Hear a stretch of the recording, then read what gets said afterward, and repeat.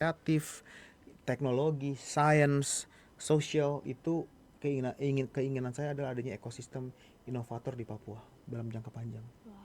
Ada juga program Kampus Merdeka, yakni program program pemagangan itu kemudian diteruskan dengan program magang nasional Presiden Prabowo Subianto yang menargetkan hingga 80.000 peserta pada tahun 2025 ini. Nah, hampir 1.500-nya itu adalah mahasiswa-mahasiswa dari Papua dan Papua Barat. Sekarang sudah 6 provinsi ya. Jadi dari seluruh provinsi di Papua. Nah, Pak Prabowo mengeluarkan program magang nasional bergaji itu jelas memberikan kemudahan bagi mahasiswa-mahasiswi Indonesia termasuk Papua untuk merasakan rasanya bekerja di industri secara real seperti apa, sehingga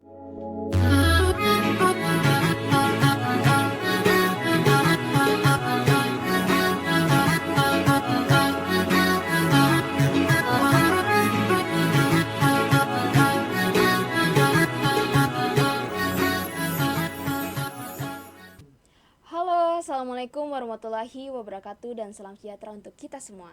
Kita ketemu lagi nih bersama saya, Karsa Saru, selaku host podcast Obrolin, ngobrol bareng Unamin.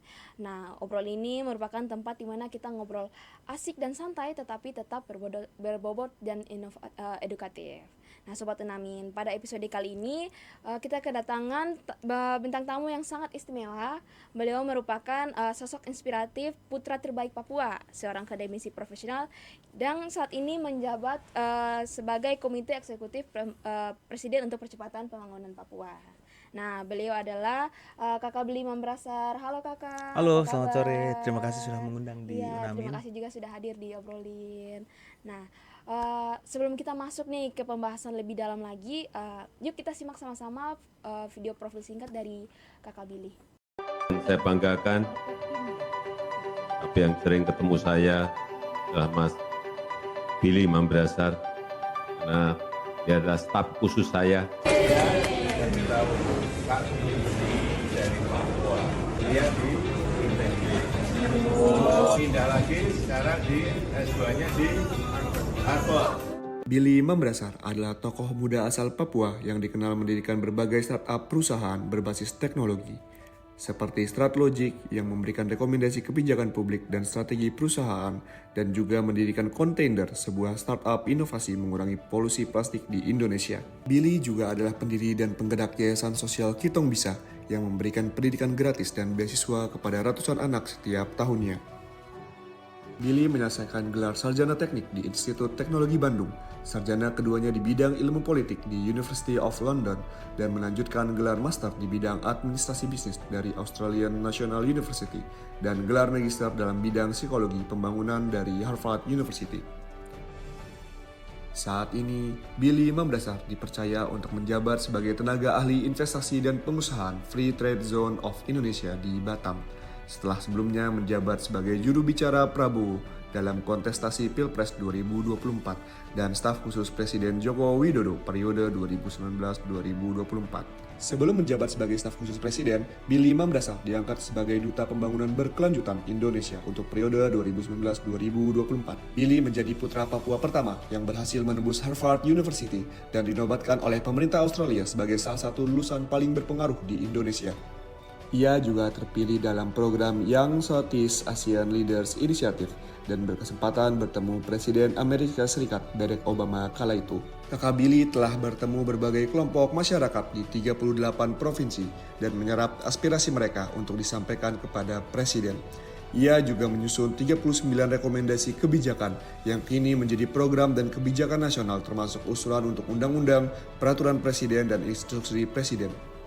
Atas dedikasinya, Bili Mambrasar menerima penghargaan Satya Lancana Wirakarya dari Presiden Joko Widodo. Demi mewujudkan visi Indonesia Emas 2045, amanat ini akan selalu diemban sebaik-baiknya untuk Indonesia Jaya. Dan amanah terbaru, Bili Mambrasar dipercaya dan dilantik langsung oleh Presiden Prabowo Subianto di Istana Negara sebagai anggota eksekutif percepatan pembangunan Otsus Papua.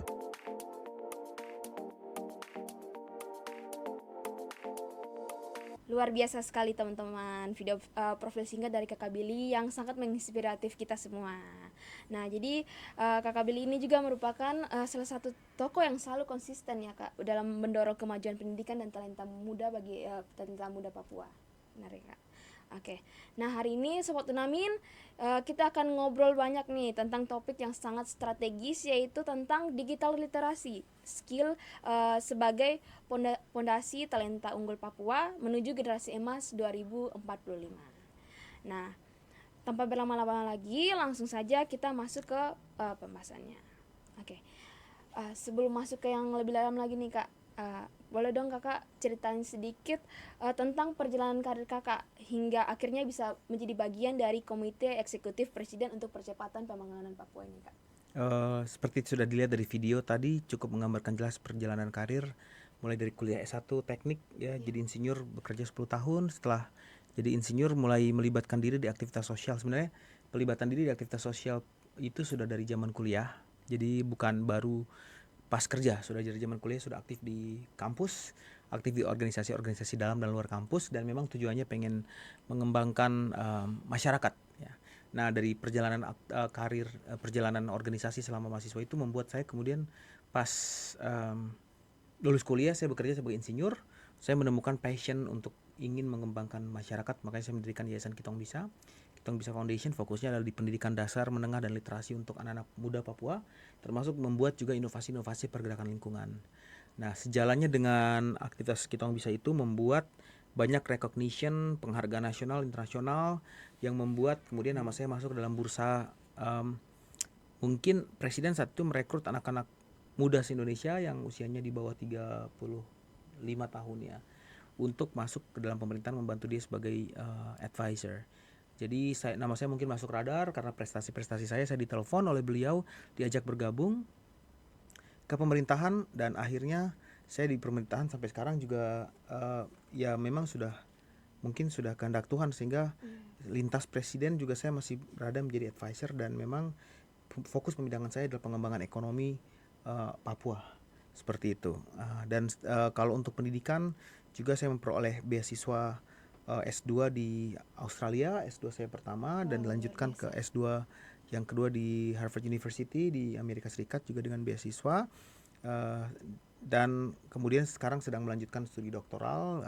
Pembidangan saya dalam bidang ekonomi ya, ekonomi bisnis internasional, dan saya juga entrepreneur. Jadi selain social movement Yayasan Kitong Bisa, saya mendirikan beberapa startup teknologi seperti Stratlogic yang mana menggunakan teknologi artificial intelligence untuk memberikan rekomendasi masukan kebijakan kepada pemerintah dan sektor swasta melalui data scraping, data mining ya. Dan saya juga menggerakkan Container, sebuah movement berbasis teknologi untuk mengumpulkan dan mendaur ulang sampah plastik yang mengotori lingkungan. Jadi memang full activity di pemerintahan ya, di yayasan sosial ya, juga entrepreneur. Wow, luar biasa sekali teman-teman. Jadi teman-teman mungkin bisa mencontoh ini dari Kakak Billy sendiri bagaimana karya-karyanya sangat banyak gitu teman-teman.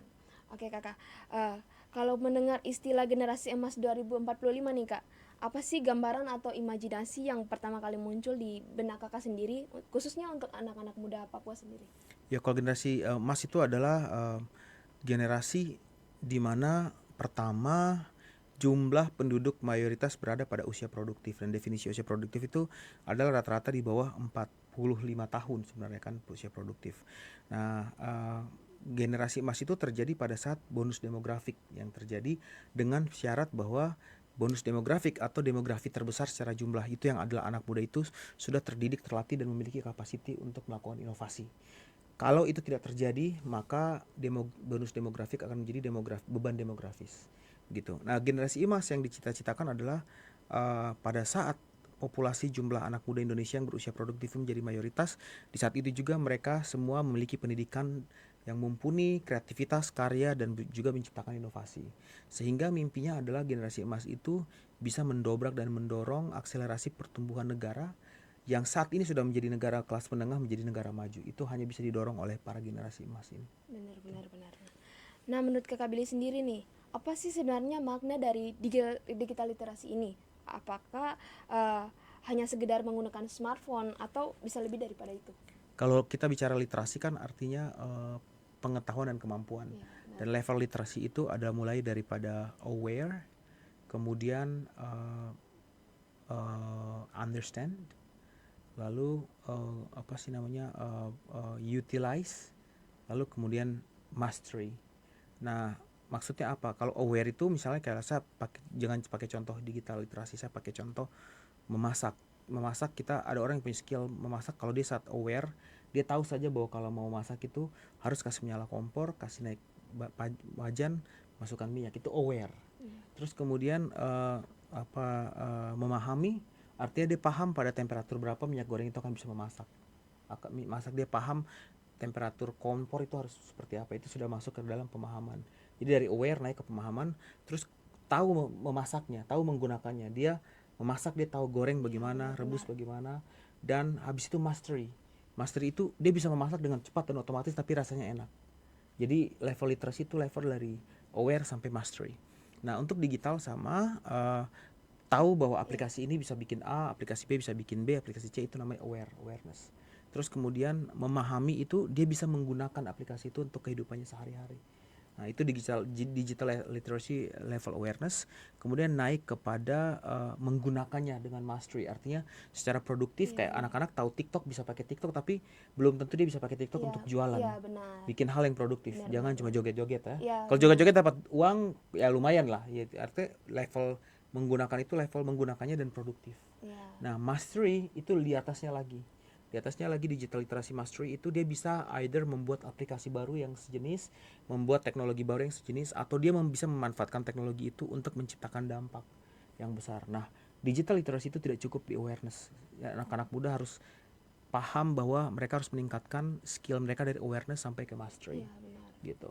Jadi bagaimana kita sebagai anak muda ini tidak hanya menggunakan digital untuk hal-hal lain, hanya untuk hiburan, tetapi untuk mengembangkan skill dan juga berdampak bagi orang lain. Yaitu dari level mastery. Jadi digital literasi itu bertahap sampai mastery. Benar-benar. Nah, banyak nih anak muda yang punya potensi luar biasa nih, baik di bidang seni, olahraga, dan lain-lain, bahkan teknologi. Nah, bagaimana literasi digital ini dapat menjadi akselerator untuk potensi-potensi tersebut? Kita tahu bahwa dunia ini terkonek dengan pengetahuan yang macam-macam ya. Jadi the unlimited knowledge available karena adanya digital. Ada teman saya yang kuliah antropologi bisa jadi coder, ada teman saya yang kuliah psikologi bisa jadi ekonomis dan seterusnya. Kenapa mereka bisa melakukannya? Tentunya karena adanya digital knowledge, kemampuan untuk mengakses pengetahuan itu secara tidak terbatas. Saya pikir mungkin teman-teman di sini juga bukan jurusan desain komunikasi visual, tapi bisa desain video, bisa bikin podcast, kan teman-teman pasti belajar lewat digital.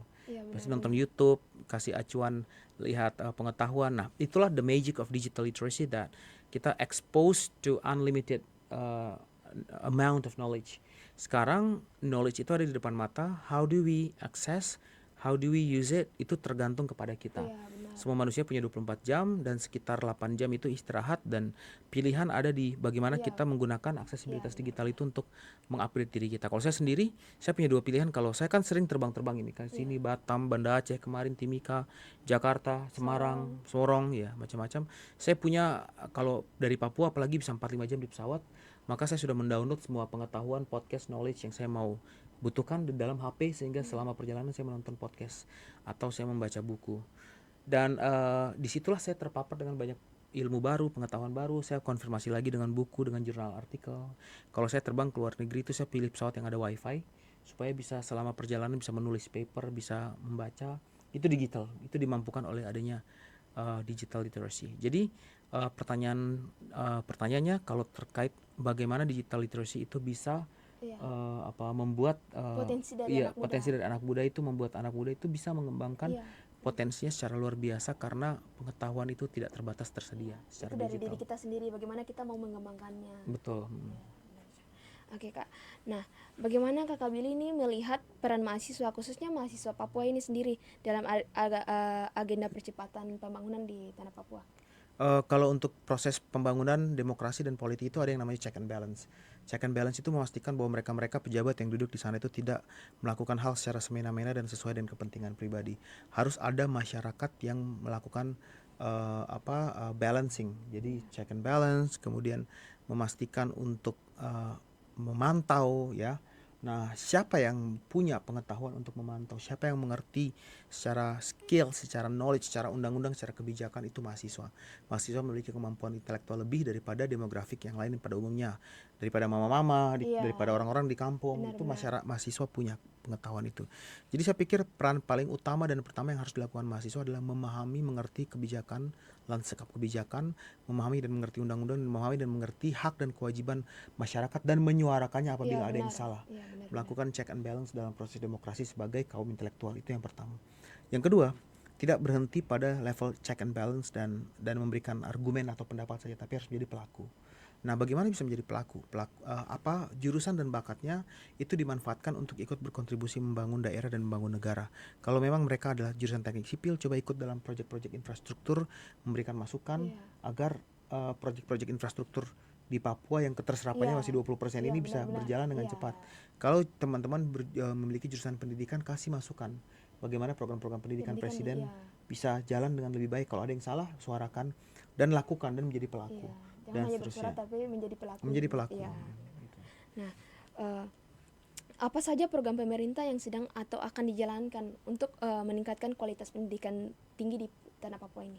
Kalau kita bicara pemerintah, itu kan pemerintah daerah, pemerintah pusat. Saya bukan gubernur, saya bukan bupati, saya juga bukan menteri. Jadi pertanyaan apa program itu harusnya ditanyakan ke gubernur.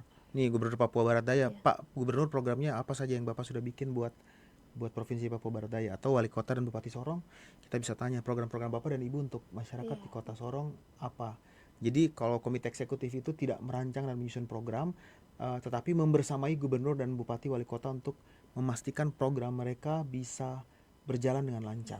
Nah, tapi izinkan saya meng-quote program-program Iya. yang sudah disusun oleh pemerintah pusat, dalam hal ini Kementerian Pendidikan Tinggi untuk Papua, untuk pembangunan SDM itu per 2025 tuh sudah ada hampir 10.000 penerima beasiswa afirmasi pendidikan tinggi. Artinya anak-anak Papua terbaik dikirimkan bersekolah di kampus-kampus terbaik di Indonesia dari Sabang sampai Merauke, dan lebih dari 3.200, hampir 10.000 penerima beasiswa afirmasi pendidikan tinggi itu berasal dari Papua. Jadi tadi hampir 10.000 itu umum.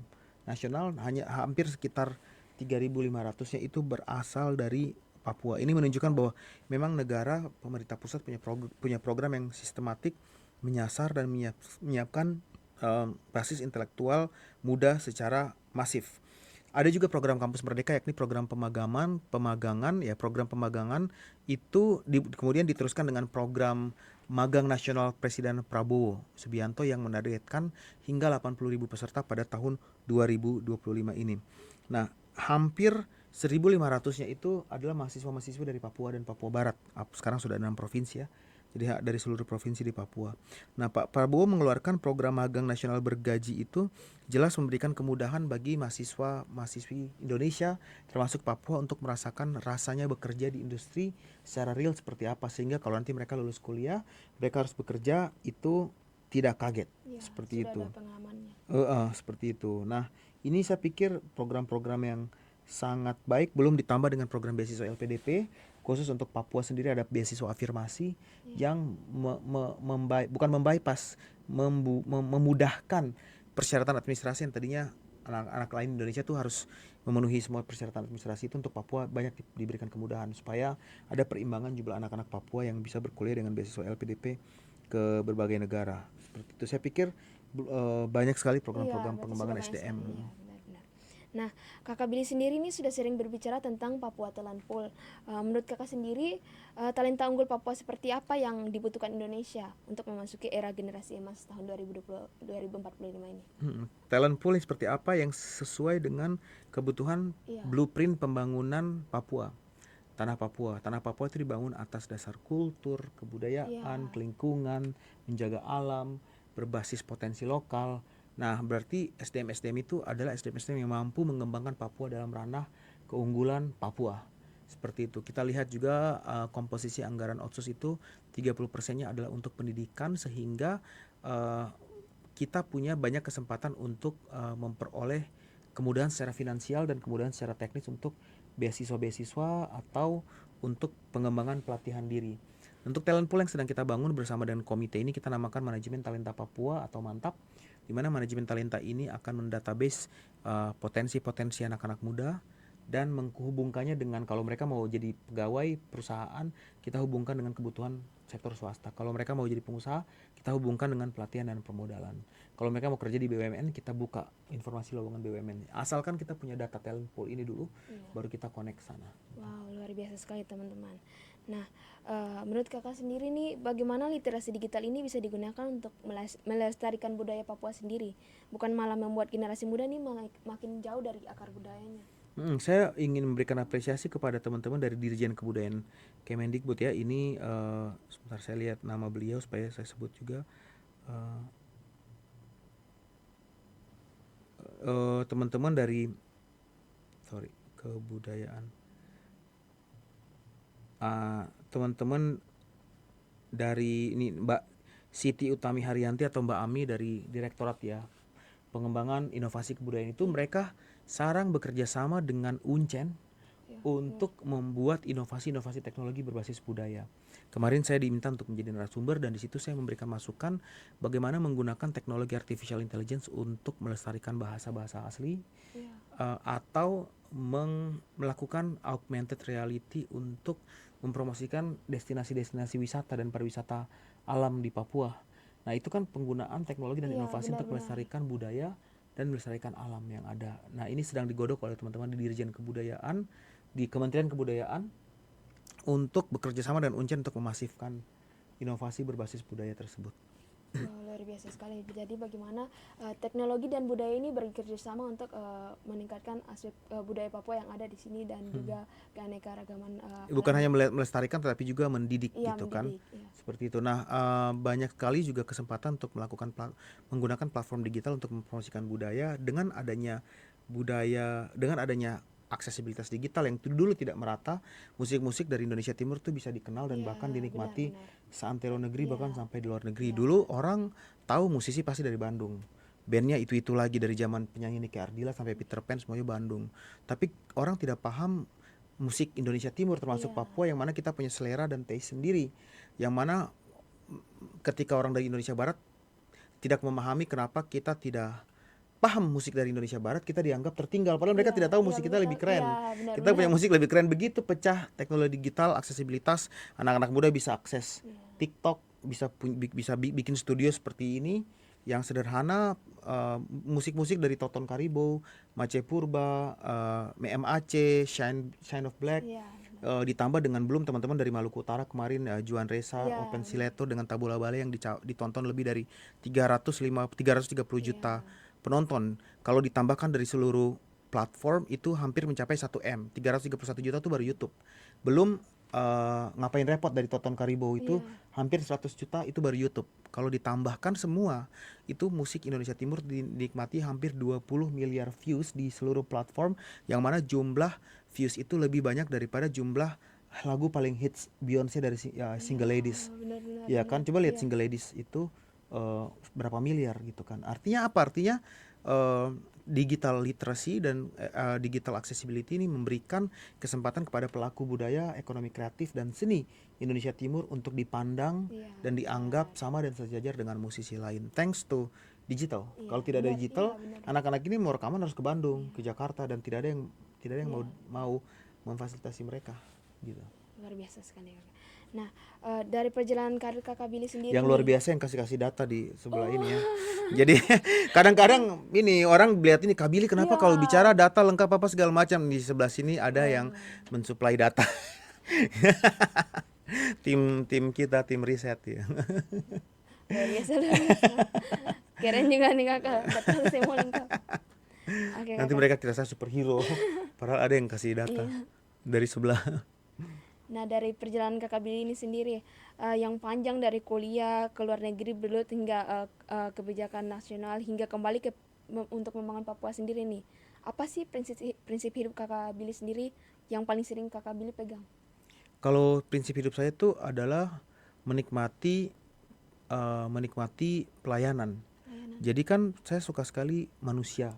Sejahat-jahatnya manusia lain itu mereka hanyalah manusia. Jadi dari dulu tuh saya selalu kacamata, jangan berteman dengan itu, dia begini, jangan berteman sama itu, tapi saya tuh tidak bisa untuk tidak menyapa, tidak say hello, Iya, atau tapi benar-benar. memang membangun tembok ya agar melindungi lebih kepada pelindungan diri gitu. Jadi prinsip saya adalah hidup itu melayani dan bergaul dengan orang lain itu sebuah kebahagiaan ketika setiap hari dari kita buka mata sampai kita tidur, tutup mata lagi tidur, itu kita tertawa sama orang-orang yang positif, orang-orang yang vibe, dan sama-sama dengan mereka tuh melakukan hal produktif.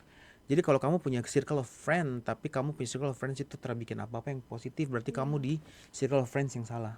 Tapi kalau kamu punya circle of friends yang ajak podcast atau tadi ajak diskusi tentang pengembangan ekonomi kreatif di Sorong, berarti itu circle of friends-nya sudah tetap tepat gitu kan.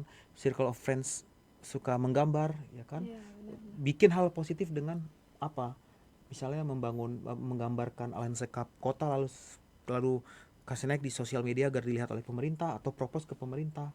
Jangan hanya menggambar dan merancang hidup orang lain. Iya, benar. Nah itu berarti circle-nya toxic gitu. Iya, benar. Ya, jadi prinsip hidup saya adalah selalu melayani dan melakukan yang terbaik dalam kehidupan seolah-olah besok kita sudah meninggal. Luar biasa Gitu. sekali. Keren. Nah, Kakak, ada gak sih kritik dan saran untuk dari Kakak sendiri untuk anak muda Papua nih yang masih ragu untuk terjun ke digital literasi ini sendiri? Saya pikir anak-anak muda Papua ini curiosity-nya masih lemah. Iya. Kita harus semangati agar kita motivasi agar lebih lagi. Kenapa curiosity di dalam digital literasi itu saya lihat masih kurang. Misalnya dalam setiap kali kami mempost contoh kesempatan beasiswa, sudah jelas ada link dan cara pendaftarannya tuh dong masih tanya tulis lagi di bawah. Kakak ini bagaimana kah? Benar. Kakak informasi di mana? Iya, padahal Gitu. sudah ada linknya. Padahal sudah ada linknya Iya, di situ. benar. Atau dong bilang kita ini tidak dapat informasi beasiswa itu, padahal itu dia sudah menyebar lewat cuma dong saja yang tidak cari. dong tidak cari Iya, gitu toh. Jadi saya pikir itu masih digital literasi seperti itu masih berada pada level awareness, tahu tapi belum mampu menggunakannya secara optimum. Jadi harapan saya ke depannya akan lebih banyak lagi pelatihan-pelatihan ini seperti yang dilakukan oleh teman-teman Bakti Digital Kominfo kemarin ini. Makanya tujuan saya datang ke sini tuh acara mereka itu.